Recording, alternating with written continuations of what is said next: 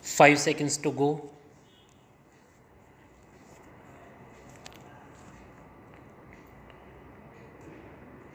Start. Sir, Article 14 of the Constitution guarantees you equality of opportunity. It disallows any kind of discrimination on the basis of place of birth, sex, religion, etc. Why should this alone happen? That when it comes to the question of recruiting men to the army or the armed forces, you should think of the volume of population, the number of recruitable male population in a state, and then base your recruitment to a particular regiment on the basis of these figures. So, I would plead that the whole matter be reconsidered. Otherwise, what would happen is that on these two counts alone, the disparity in pensions, the reduction in the recruitment quota to the various regiments of the armed forces, the resentment against these policies and these procedures would continue to go on, and one day this can burst in such a big dimension that it will not be controllable.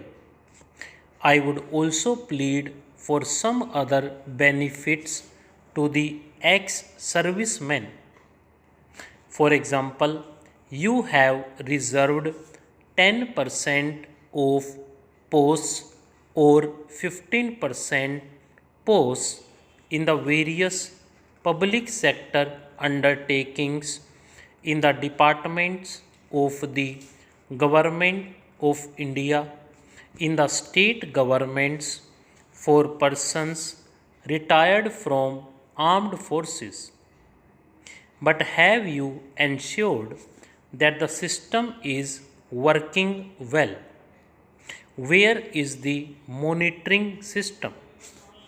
Is there any monitoring system in this country under the control of the Ministry of Defense, or let us say tagged on to the Directorate of Resettlement and Rehabilitation, which ensures that whatever percentage was fixed for every state, for every department, for every public undertaking has been implemented, and the people who served in the prime of their life in the armed forces of their country, who gave their sweat and toil, sometimes their blood also,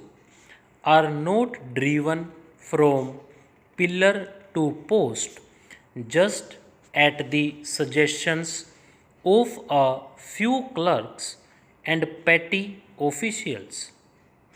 They are the heroes of the armed forces, but they have to suffer the insults and injuries, and they have to suffer the irritants which you cannot imagine.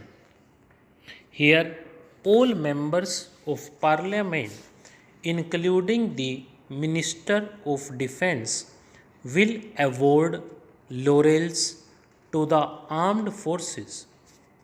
But when a man retires from the armed forces, he is driven from pillar to post. He is a man who has done his duty. He is the man who has dedicated the best years of his life to the cause of the nation. I would like to talk about the small benefits like setting up of CSD canteens. They should be ensured about them. There are large chunks of areas where they cannot find the necessities of life. Every suggestion that is made by the member of parliament here or made by any persons in the public life is scoffed at by bureaucrats because it has emanated from the representative of the public, because it has not come from the files of petty clerks. Therefore, I would plead that there should be system in which you not only look to the people serving in the armed forces, but you should look to the areas they are serving, and there should be development. If a person dies in the armed forces, his wife or mother in the village should be able to receive telegram or telephone call. Therefore, I plead for the development of the areas from which these large number of servicemen are recruited. I would suggest that unless plans of the Ministry of Defense are linked to the total defense of the country by simply parading the armed forces by giving them laurels and medals, you will not be able to defend the country.